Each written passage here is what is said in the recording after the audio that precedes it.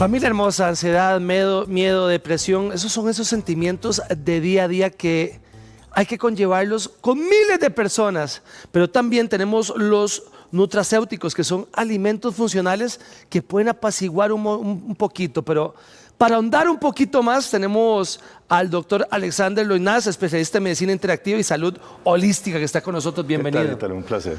Ahora, ¿qué entendemos por ansiedad? ¿Qué es? Bueno, ansiedad es una respuesta natural del organismo ante una situación amenazante.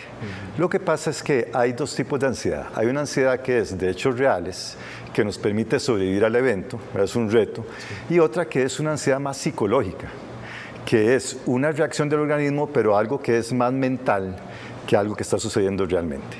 Entonces, la identificación con los problemas desde la concepción que hace la mente de lo que está sucediendo, esa interpretación nos dispara los mismos mecanismos que nos dispararía un temblor o un ir tarde al trabajo. Se dispara el mismo sistema nervioso simpático y el sistema del hipófisis, hipotálamo y suprarrenales. Doctor, es la diferencia entre esa ansiedad más física y psicológica, porque el cuerpo no se da cuenta o el cerebro no se da cuenta si es real o es mentira, pero pasamos todo el día en esto. Correcto, Ítalo. Exactamente eso es lo que pasa. O sea, estamos como en una pesadilla, despiertos, pero aún todavía dormidos en los pensamientos. Y esa cantidad de pensamientos excesivos nos mantiene los sistemas de alarma encendidos y pasamos más en el sistema simpático. Recordemos que el sistema nervioso es simpático y parasimpático, como es la luz on y off. Entonces, si pasamos mucho en el simpático, que es el de la acción, tenemos menos tiempo para el parasimpático, que es el de la relajación, el sueño, y un exceso del sistema simpático nos va a mantener entonces en lo que al final es una ansiedad generalizada. Usted hablaba de algo muy importante, que es en ese on y off, ¿verdad? ¿Qué es lo que detona? Porque usted está tranquilo y después dice, ay Dios mío, y empieza la pensadera, y después la ansiedad, y de la ansiedad pasamos al miedo, y del miedo a la temblorina. Correcto. Y empezamos. ¿Qué es lo que detona esto? Vea qué interesante. Bueno, es la amígdala, es un órgano en el cerebro que es el que detecta esta situación y lo detecta como amenazante. Y es interesante lo que acabas de mencionar, Ítalo, porque tanto el miedo como la ansiedad y como el estrés activan el mismo sistema. Entonces, hay un sistema, valga la redundancia, el sistema simpático activado y también el eje hipotálamo, hipófisis, suprarrenal, que va a disparar entonces la famosa adrenalina y noradrenalina. Eso en corto plazo. A largo plazo, si sigue activado, entonces se dispara el cortisol.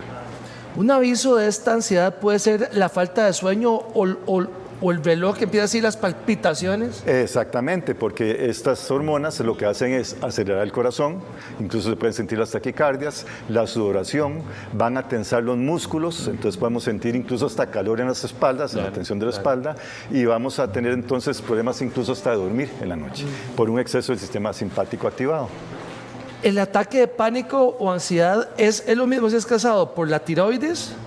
O por lo que usted decía, que desencadena eso. Sí, sobre todo, bueno, un hipertiroidismo puede dar síntomas parecidos, pero sobre todo el problema es por la activación de la amígdala, que reconoce aquello como amenazante y, como bien decías, no está reconociendo que es una situación mental de un telele, como decías vos, la loca de la casa suelta ahí hablando y hablando, o si es realmente un problema real que podemos abordarlo gracias a las mismas hormonas, pero de una manera mucho más sabia, para convertir aquel problema no en una cuestión angustiante, sino más bien en un reto que resolver. ¿De qué depende si esto ponemos en una balanza, que puede ser una enfermedad que detona la ansiedad, o tal vez puede ser la pensadera? ¿Cómo sabemos cuál es cuál? No, siempre que hay un problema de ansiedad como tal, es que hay un discurso mental atrás. Sí. Decía Platón en un mapa muy bonito que nosotros éramos como el jinete de una carreta, la carreta es el cuerpo, claro, y el jinete lleva al caballo de la mente y al caballo de las emociones.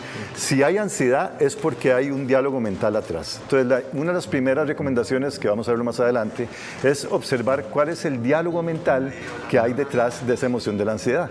¿Qué es lo que está realmente uno diciéndose a uno mismo, que lo tiene uno en ese sistema de activación de miedo, de alarma, cuando realmente se podría abordar desde otro lado y seríamos incluso hasta más eficientes ante lo que está sucediendo? Vamos a ayudarle a Camilo, vea qué interesante. Dice, buenos días doctor, excelente profesional, tengo problemas profesionales contra él porque tiene ansiedad todos los días.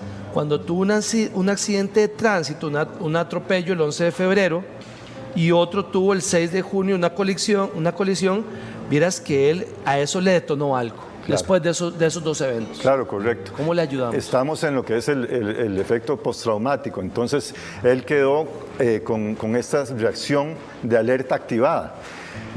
Hay incluso algunos medicamentos, y vamos a adelantarnos un poquito para cuando damos adaptógenos, que son las flores de Bach, que a mí me encantan, porque hay una que se llama Estrella Belén, que ayuda a limpiar esos traumas. Qué bonito. Toma 4 gotitas, para que 3, 4 ahí, veces al día, y vas limpiando como los traumas que sucedieron en ese evento.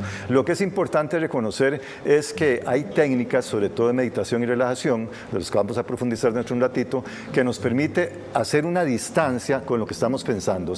Aquí el truco o la magia, que es lo que me gustaría sobre todo regalarles hoy a la teleaudiencia, es que sepan que no son lo que piensan, que realmente uno tiene la capacidad de hacer una distancia con lo que uno está pensando. Es lo que se conoce, por ejemplo, en la tradición del yogi, el estado de Purusha, que es desarrollar el observador y reconocer que la mente es un instrumento más, como decir el brazo, pero es una gran computadora que a veces se dispara por sí misma y nos piensa más que nosotros estar usándola y pensando con ella. Verás que Ale Núñez tiene una hija de 9 años, ella es muy nerviosa, le da mucha ansiedad. ¿Cómo puede tratar a una niña de 9 años ella? Bueno, es interesante porque cuando trabajo con niños en clínica, tengo 30 años de estar trabajando en clínica, la mayoría de los casos que son con niños, yo duro una cita y en la siguiente tienen que ir los padres, claro, porque realmente es una situación de la familia, lo que llamamos factor hogar, lo que está desencadenando o facilitando que ella esté en ese estado de alerta y de ansiedad. Al fin y al cabo, nuestros hijos son nada más como una proyección, como un espejo de lo que nosotros estamos, en lo que estamos vibrando, por decirlo de alguna manera. ¿En qué frecuencia estamos que ella vibrando? tiene sobrepeso también por todo lo que le ha dado, hay que abordarla. Correcto. Miras que Michelle, dice, ¿cómo puedo controlar los ataques de ansiedad? Porque ella está utilizando también un método anticonceptivo que le agrava la cosa. Ok, vamos a entrar entonces un poquito a las recomendaciones básicas. Sí. Ante la ansiedad, el primer ejercicio, que es lo más barato y lo más sencillo de hacer, es aprender técnicas de respiración consciente. Empezamos por ahí. Empezamos por ahí. ¿Por qué? Porque cuando hay ansiedad, por las mismas hormonas que hablamos de adrenalina y noradrenalina, la respiración se hace más superficial, se hiperventila la persona, empieza a sentir el hormigueo por un desbalance del pH, hay un exceso de calcio con respecto al magnesio, entonces hay ratonamiento, hay parestesias, hay hormigueos en la boca, y toda esta hiperventilación lo que está exigiendo, pidiéndole a la persona es que empiece a respirar realmente de una manera más consciente. Recordemos que la respiración fisiológica es de 1 segundo o 2 para inspirar y exhalar, pero esta respiración consciente que deberíamos aprender tiene que ser de por lo menos 4 o 5 segundos para inspirar y 4 o 5 segundos para exhalar. ¿Cuántas? Por lo menos 12 veces o más respiraciones de esas, ojalá con los ojos cerrados, ojalá pudiendo observar cómo se mueve el abdomen y el pecho en la respiración, y de esa manera empezamos a crear cierta distancia con ese discurso mental, con ese telele que nos tiene en ese estado de alerta de pánico. Doctor, miras que Daniela, la mamá, tiene 47 años, está en perimenopausia, está muy ansiosa, le hicieron radiografías, exámenes de sangre, electrocardiograma, ella está bien, pero miras que no está durmiendo y ya empezó a tomar diazepam, omega 3, vitamina B12 y vitamina C. ¿Qué más puede tomar o qué puede hacer? Ok, bueno, hay aquí un asunto importante. Ella nos menciona que está en perimenopausia. Correcto. Y la perimenopausia realmente, y la menopausia para desgracia de nuestra población femenina, está todavía siendo abordada no como se debiera. Okay. O sea, hay muchos síntomas que la mujer en perimenopausia y menopausia y posmenopausia padece que ni siquiera reconoce que tienen que ver con ese periodo. Por ejemplo, el insomnio que menciona ella, pueden haber calambres, que no suele mencionarse mucho, incluso sensaciones de temblores internos como si me hubiera tragado un celular y está sonando ahí en mi estómago. Pueden haber sensaciones de electricidad en los brazos, aparte de palpitaciones, los calores típicos, etcétera, etcétera. Entonces, lo primero es reconocer que estamos en un estado que es perimenopáusico, que es parte de que no le está pasando nada, que no se está volviendo loca, y lo segundo es que puede recurrir a nutracéuticos, de los que vamos a hablar ahorita, para poder contrarrestar esos efectos de la ansiedad. Yo aconsejaría de último, Ítalo, lo que son las benzodiazepinas. Ella menciona el diazepam, el lorazepam, el clonazepam. Son una gran herramienta que tenemos los médicos para casos de urgencia y crisis, pero hay una situación que está pasando no solo en Costa Rica, sino a nivel mundial, de que en lugar de usarse para periodos cortos, están hechos para 4 semanas, 5 semanas, se usan por meses e incluso años, con el gran agravante que son muy, muy adictivos, al nivel del cigarro, al nivel de la cocaína incluso. Entonces las benzodiazepinas, una vez que ya usted pasó meses o años tomándolas, para quitárselas va a ser casi como si fuera usted una persona drogadicta, que va a tener que hacer un trabajo muy, muy acompañado de su médico para poder ir bajándolas muy gradualmente las benzodiazepinas. Y además ellas lo que están provocando es una inhibición de las emociones. La benzodiazepina no te va a curar, te va a inhibir la emoción para que no sientas feo, pero tampoco vas a poder sentir bonito.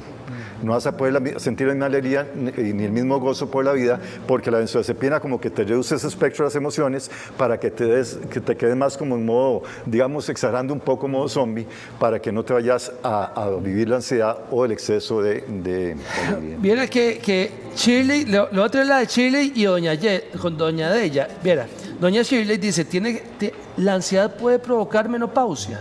No, Okay. no, al revés, la menopausia puede provocar ansiedad. Ok, y doña Deya, para una persona con agorafobia, ¿qué es bueno y qué es agorafobia? Son los miedos. Cuando tenemos miedos de cualquier tipo, es exactamente igual que lo que decíamos del estrés y la ansiedad. Los miedos, igual que las ansiedades y el estrés, vamos a ponerlas en un solo paquete con respecto al sistema de reacción del cuerpo. Todos van a disparar la adrenalina y todos en todo momento nos van a dar esa sensación de huida, lo que decías vos, el temblor, las palpitaciones, y vamos a estar entonces en una situación que la gran mayoría de las veces no es real. No es real, es más un discurso mental que nos saca incluso de la hora, porque lo importante es aprender a estar en el presente, en el aquí y en el ahora, y cuando estamos en la mente, por definición, estamos en la línea del tiempo, del pasado y el futuro. Si me voy mucho al futuro, me da ansiedad. Si me voy mucho al pasado, me da depresión. Entonces, hay un ritmo que es el natural y es el ritmo de estar viviendo en el presente, como estamos vos y yo aquí en esta charla tan amena. Miras que Dan tiene problemas de pánico al punto de que se desmaya. Cuando piensa mucho en el pasado, le dan ataques de pánico, y cuando piensa en el futuro también. Eso es, exactamente. Entonces, cuando hablamos ahora de las benzodiazepinas como el diazepam, es muy importante recalcar que una vez que usted lleva meses o años de tomarlas, Ítalo, puede suceder una cosa, que si usted las va a dejar, le va a dar más ansiedad por efecto rebote. Es una cuestión más de la abstinencia que la ansiedad que usted tenía original. Las personas cuando quitan estas pastillas, las benzodiazepinas, creen que la medicina le está haciendo tan bien que si la quitan, entonces no pueden quitarla porque hay más ansiedad. Pero no, es que al quitar estas pastillas se dispara como efecto de abstinencia más ansiedad que incluso el original, y más insomnio y más agitación. Miras que había que ayudarle. Hace 2 años ella empezó con dolores insoportables de una hernia de disco. Entonces le estaban dando ataques de ansiedad también porque está con mucho dolor. Le está afectando su rutina diaria y ella, aparte del tramal, está con mucho dolor y está tomando varios medicamentos. ¿Qué puede hacer, doña Val? Ok, cuando es manejo del dolor, que siga las indicaciones de su médico, pero gracias a esta llamada que nos hace esta señora, me permito aclarar que el tramal o tramadol es también una sustancia muy, muy adictiva. Sí.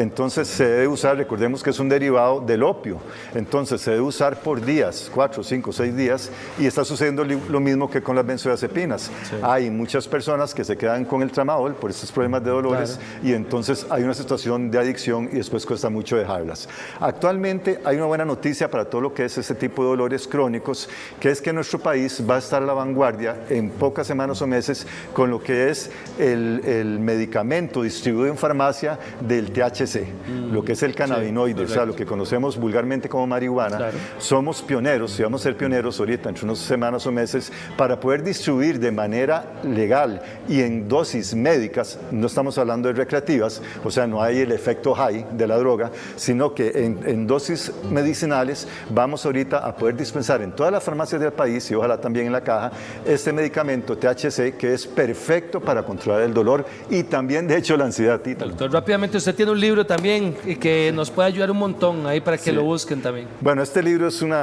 un trabajo de la experiencia de 30 años en medicina alternativa o integrativa y es un libro que yo lo considero un manual de vida, un manual para tener al lado de la cama y estar consultando mientras está consultando la terapia. Este libro nos facilita mucho recuperar el estado de balance integral. Gracias. Doctor Alexander Lonais, vea, nos gana el tiempo a María, a Valentina, a Mili, a Jacqueline, a Ortiz, a Xiomara, a doña Olga. Vamos a contestarle por fuera. ¿Le parece, doctor? Perfecto. Linda entrevista, le agradezco mucho. Mucho gusto, placer.